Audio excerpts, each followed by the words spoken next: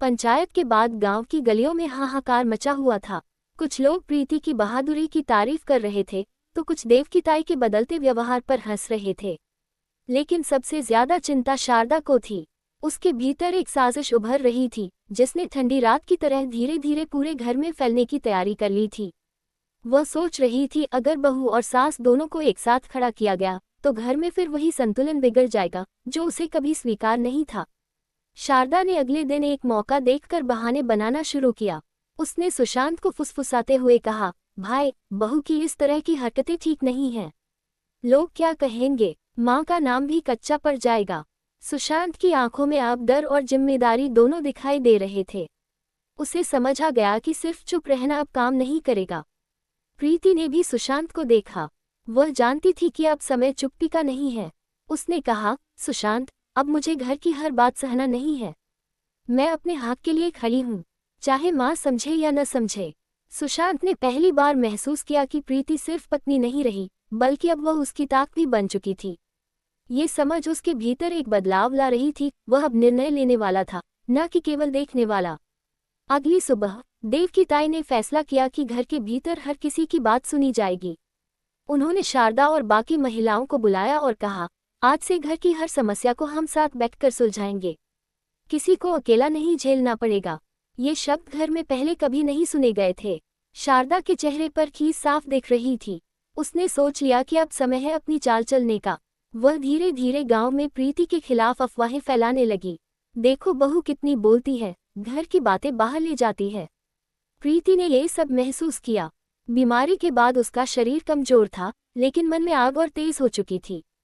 उसने तय किया कि अब वह किसी की सुनवाई के लिए इंतजार नहीं करेगी। वह सीधे गांव के महिला सभा और पंचायत में जाकर अपनी बात रखेगी। इसी बीच सुशांत ने भी ठंड और तनाव के बीच एक निर्णायक कदम उठाया। उसने अपने पिता को बुलाया और कहा, अब मैं सब देख रहा हूँ। माँ और बहू के बीच जो दरार है, उसे मैं ही पाटूंगा, चाहे किसी को अच्छा लगे या न लगे। देवकीताई ने बेटे की बात सुनी और महसूस किया कि अब उसे खुद को बदलना पड़ेगा। ठंडी हवाओं ने उन्हें भी झकझोर दिया। उन्होंने प्रीति की तरफ देखा और धीरे से कहा, ठीक है, हम कोशिश करेंगे। शारदा ने ये सब देखा और समझ गई कि अब उसकी चाल काम नहीं आने वाली। उसने और ज्यादा दबाव डालने की कोशिश की, लेकिन घर में अब हर व्यक्ति अपनी ताकत महसूस करने लगा था। रात को अंगीठी के पास प्रीति और देवकीताई बैठी। बाहर की ठंडी हवा और भीतर की गर्मी का मिश्रण था। प्रीति ने कहा, ताई, अब हम सबको एक साथ लड़ना होगा, न कि अलग। देवकीताई ने पहली बार बिना गुस्से के हंसते हुए कहा, अब मुझे लगता है कि ठंड भी कम लगती है जब सब साथ हों। लेकिन गांव की गलियों में ये संदेश फैल चुका था कि घर में बदलाव आ रहा है। कुछ लोग खुश थे, कुछ भयभीत, और यही वह नया मोड़ था जहां ठंडी का कहर केवल मौसम का नहीं, बल्कि समाज और रिश्तों की परीक्षा बन गया था। सर्दियों का मौसम अपने चरम पर था। गांव की गलियां जमी हुई थी, हर कोई आग और गर्म कपड़ों में भी कांप रहा था। घर में भी ठंडी का कहर महसूस हो रहा था, लेकिन ये ठंड अब सिर्फ मौसम की नहीं थी। ये ठंड उस समय की थी जब रिश्तों की असल परीक्षा सामने आई। प्रीति और देवकीताई अब केवल बहू सास के रिश्ते नहीं थीं। वे दो अलग विचारधाराओं की प्रतिमूर्ति बन चुकी थीं। प्रीति अब सिर्फ परिवार की बहू नहीं रही, वह घर के हर सदस्य के लिए उम्मीद बन गई थी। उसके भीतर बीमारी और ठंड से लड़ने की ताकत थी, और अब उसने ये तय कर लिया था कि वह किसी भी तरह दबने वाली नहीं। देवकीताई भी बदल चुकी थी। बीती पीढ़ियों की कठोरता अब नरमी में बदल रही थी, लेकिन उनके भीतर का डर और सख्ती अभी पूरी तरह मिटी नहीं थी। वह जानती थी कि अगर घर की नीतियां और निर्णय सबके लिए बराबरी से नहीं होंगे, तो वही पुरानी आग फिर घर जलाएगी। सुशांत अब बीच में खड़ा था। उसका मन टूटता और डरता, पर अब वह समझ चुका था कि चुप रहना सबसे बड़ी कमजोरी थी। उसने तय किया कि अब वह परिवार में सच्चाई और न्याय के पक्ष में खड़ा रहेगा। लेकिन गांव में हर किसी की नजरें अब इस घर पर टिकी हुई थी। शारदा, जो पहले हर हाल में विरोधी रही थी, अब आखिरी चाल चलने को तैयार थी। उसने योजना बनाई कि प्रीति को पूरी तरह से अकेला कर दिया जाए। कुछ महिलाओं को फुसफुसाकर वह पंचायत में प्रीति के खिलाफ अफवाहें फैलाने लगी। देखो, ये बहू समाज में अपनी इज्जत बनाना चाहती है, लेकिन घर का क्या? ये बात धीरे धीरे पूरे गांव में फैल गई। प्रीति ने ये सब महसूस किया। बीमारी के बाद उसका शरीर कमजोर था, पर अब उसकी आत्मा पहले से ज्यादा मजबूत थी। उसने तय किया कि अब वह चुप नहीं रहेगी। उसने गांव की महिलाओं से मुलाकात की और अपनी बात रखी। कहा कि घर में सम्मान और स्वास्थ्य के बिना कोई खुश नहीं रह सकता। उसकी बातों में सच्चाई थी और धीरे धीरे गांव के कई लोग उसके समर्थन में खड़े होने लगे। देवकी ताई ने ये सब देखा। उन्हें लगा कि अब उनके निर्णय को और भी सोच समझकर लेना होगा। उन्हें एहसास हुआ कि घर में केवल सख्ती से काम नहीं चलेगा, बल्कि प्यार, समझ और सम्मान से ही घर को ठंडी से बचाया जा सकता है। एक रात, जब तापमान शून्य के करीब था, देवकी ताई और प्रीति दोनों अंगीठी के पास बैठी। आग की लौ धीमी थी, लेकिन कमरे में सन्नाटा ऐसा था जैसे कोई बड़ी लड़ाई होने वाली हो। प्रीति ने कहा, ताई, अब हमें सबको साथ लेकर चलना होगा। घर में सिर्फ आपकी या मेरी नहीं चलेगी। देवकी ताई ने पहली बार बिना गुस्से के कहा, तुम सही हो प्रीति। अब घर में सबकी सुनवाई होगी। लेकिन ठंडी का असली कहर अब शुरू होने वाला था। गांव में शारदा और कुछ पुरुषों ने ये योजना बनाई कि वे प्रीति को डराकर घर छोड़ने पर मजबूर करेंगे। उन्होंने झूठी बातें फैलाई कि बहू ने घर की इज्जत को ठेस पहुंचाई है। प्रीति ने ये सुनकर कहा, मैं डरकर पीछे नहीं हटूंगी। अगर मुझे अकेला करना है तो मैं अकेले भी खड़ी रहूंगी। सुशांत ने पहली बार स्पष्ट रूप से निर्णय लिया। उसने गांव वालों से कहा, अब घर की बातें घर में ही सुलझेंगी। बहू और माँ दोनों के साथ मैं हूँ। जो कुछ भी हो, मेरा परिवार सुरक्षित रहेगा। देवकी ताई की आंखों में आंसू आ गए। उन्हें एहसास हुआ कि उनका बेटा अब केवल उनके डर का समर्थन नहीं कर रहा, बल्कि परिवार की गरिमा और स्वास्थ्य के लिए खड़ा है। गांव में हवा तेज चल रही थी और जैसे ठंडी हवा के साथ हर व्यक्ति की सोच में भी हलचल थी। शारदा ने अपने झूठ और अफवाहें फैलाने की पूरी योजना तैयार कर ली थी। वह जानती थी कि अगर प्रीति को डराया गया और समाज के सामने उसकी इज्जत को ठेस पहुंचाई गई, तो वह घर छोड़ सकती है और तब पूरा घर फिर वही पुरानी व्यवस्था में लौट आएगा। शारदा ने गांव के कुछ बुजुर्गों और महिलाओं से मिलकर कहा, देखो, बहू ने घर की बातें बाहर फैला दी हैं। ये ठीक नहीं। अगर सास ने उसे रोक नहीं दिया तो घर का मान घट जाएगा। ये शब्द आग की तरह फैल गए। कई लोग भड़क उठे। कुछ ने प्रीति का विरोध करना शुरू कर दिया।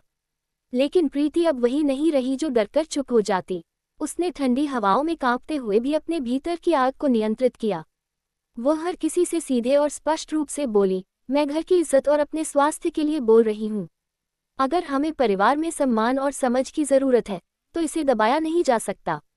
जो भी मेरा समर्थन करता है वह मेरे साथ खड़ा है। ये बोलकर उसने गांव में खड़े लोगों की निगाहें बदल दी।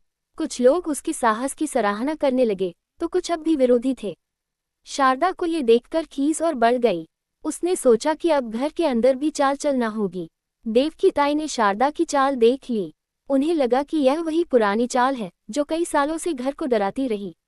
लेकिन अब उनके भीतर भी बदलाव आया था। उन्होंने सुशांत और प्रीति को बुलाया और कहा, अब हम सब साथ खड़े होंगे। चाहे कोई कुछ भी कहे, परिवार में सभी की बराबरी होगी। सुशांत ने इस बार दृढ़ स्वर में कहा, जो परिवार का समर्थन नहीं करेगा उसके लिए कोई जगह नहीं होगी। इस घोषणा ने विरोधियों की उम्मीदों को तोड़ दिया। उस शाम घर में अंगीठी के पास बैठकर प्रीति और देवकी ताई ने अपने अपने अनुभव साझा किए।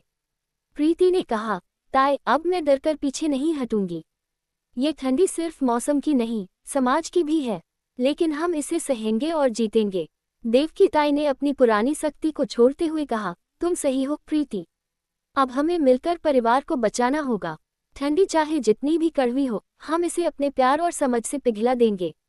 लेकिन गांव में शारदा और विरोधियों की योजना अब अंतिम चरण में थी। उन्होंने गांव के कुछ लोगों के साथ मिलकर रात में घर के पास अफवाहें फैलाई कि बहू घर छोड़ने वाली है। प्रीति ने ये सुना और तुरंत गांव के लोगों से खुलकर बात की। उसने बताया कि यह सब झूठ है और वह अपने घर में सम्मान और प्यार के साथ रहना चाहती है। उसके स्पष्ट और साहसी शब्दों ने कई विरोधियों को सोचने पर मजबूर कर दिया।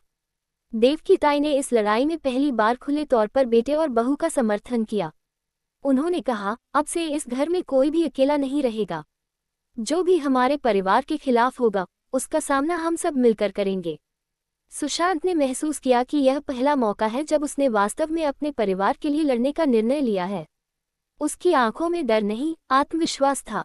रात गहरी हुई और ठंडी हवा लगातार घर में घुस रही थी। लेकिन अब उस ठंड में आग भी थी, एक नई आग जो रिश्तों को पिघला रही थी। यह आग डर और गुस्से की नहीं, साहस और समझ की थी। अगली सुबह गांव पूरी तरह थर्राई हुई थी। ठंड इतनी तेज थी कि लोग घरों से बाहर निकलने में हिचकिचा रहे थे। लेकिन इस बार घर के भीतर ठंड केवल मौसम की नहीं थी, ये शारदा और विरोधियों की आखिरी चाल की थी। वह सोच रही थी कि अब प्रीति को डराकर घर छोड़ने पर मजबूर किया जाएगा। प्रीति ने ये योजना तुरंत भांप ली। उसने सुशांत और देवकीताई को बुलाया। उन्होंने तय किया कि इस बार कोई भी चाल काम नहीं आने पाएगी। घर के दरवाजे बंद किए गए और सभी परिवार के सदस्य एकत्र हुए। अंगीठी की आग अब केवल गर्मी नहीं, बल्कि साहस और शक्ति का प्रतीक बन गई थी। शारदा गांव के कुछ लोगों को लेकर घर के बाहर आई। उसने कहा, बहू ने घर की बातें बाहर फैला दी हैं। हमें इसे रोकना होगा। लेकिन इस बार उसके सामने केवल प्रीति और देवकीताई नहीं थी, सभी परिवार के सदस्य उनके सामने खड़े थे। सुशांत ने आवाज उठाए, अब घर की इज्जत हमारे हाथ में है। जो भी हमें डराएगा, उसका सामना होगा। प्रीति ने ठंडी में कांपते हुए भी स्पष्ट रूप से कहा, मैं डरकर पीछे नहीं हटूंगी। ये घर मेरा भी है और अब इसे कोई नहीं तोड़ सकता। शारदा का चेहरा उतर गया। उसकी सारी योजना इस साहस के सामने टूट गई। गांव के लोग भी देखते ही रह गए, जो उसे समर्थन देने आए थे। उन्होंने अब प्रीति का साथ दिया। देवकीताई ने पहली बार खुले तौर पर कहा, हम परिवार हैं। कोई भी बाहरी ताकत हमें तोड़ नहीं सकती। घर में प्रेम और समझ है, डर नहीं। शारदा अब पूरी तरह हारी हुई महसूस कर रही थी। उसने पीछे हटने की कोशिश की, लेकिन सुशांत और देवकीताई ने उसे रोका। उन्होंने कहा, घर में जो नियम होंगे वो परिवार तय करेगा, न कि डर और अफवाहें। तभी प्रीति ने कदम बढ़ाया। उसने कहा, अब से घर में कोई भी अकेला नहीं रहेगा। हम सब मिलकर अपनी समस्याओं का सामना करेंगे। कोई भी बाहर की ताकत हमें डराने नहीं आएगी। ठंडी की हवाओं में अब गर्माहट फैल गई थी। ये गर्माहट केवल अंगीठी की आग की नहीं थी, ये प्यार, समझ और एकता की आग थी। शारदा और विरोधी लोग पीछे हट गए। गांव में ये संदेश फैल गया कि अब घर में सच्चाई और सम्मान से ही सब चलेगा। कोई झूठ और डर से घर को नियंत्रित नहीं कर पाएगा। सुशांत ने पहली बार अपने परिवार के लिए पूरी तरह जिम्मेदारी ली। उसने कहा, अब घर में हर कोई बराबरी का हक रखेगा और जो हमें डराएगा, उसका सामना हम सब मिलकर करेंगे। प्रीति और देवकीताई ने एक दूसरे की तरफ देखा। पहले जहां डर और ठंड थी, अब वहां विश्वास और गर्मी थी। दोनों ने समझ लिया कि ठंडी चाहे जितनी भी कड़वी हो, प्यार और साहस से हर ठंड पिघलाई जा सकती है। अगले कुछ दिनों में घर में शांति लौट आई। प्रीति अपनी जिम्मेदारियों के साथ साथ अपनी जगह बना चुकी थी। देवकीताई भी शक्ति और प्यार के बीच संतुलन बना चुकी थी। सुशांत अब केवल बेटे नहीं, बल्कि परिवार का मजबूत आधार बन गया था। गांव में अब लोग यही कहते थे, देखो, बहू और सास ने मिलकर घर की आग और ठंडी दोनों को जीत लिया। अंततः ठंडी का कहर खत्म हुआ। न केवल मौसम की ठंडी, बल्कि रिश्तों की जमी हुई ठंडी भी पिघल गई। परिवार में अब समझ, प्यार और सम्मान की गर्मी थी। प्रीति ने ठंडी में कांपते हुए भी कहा, अब हम डरकर पीछे नहीं हटेंगे। चाहे कितनी भी मुश्किल आए, हम साथ हैं। देवकीताई ने मुस्कुराते हुए कहा, हाँ, अब ठंडी चाहे जितनी भी कड़वी हो, हमें डराने वाली नहीं। इस तरह ठंडी का कहर का सफर खत्म हुआ। प्रीति ने अपनी जगह बनाई। देवकीताई ने बदलाव स्वीकार किया। सुशांत ने जिम्मेदारी और साहस दिखाया। शारदा और विरोधी हारे। घर में प्यार, समझ और सम्मान की गर्मी लौट आई। और ठंडी अब केवल बाहर थी, कभी कभी हवा में सरसराती, लेकिन अब ये कभी घर में डर और जंग की वजह नहीं रही।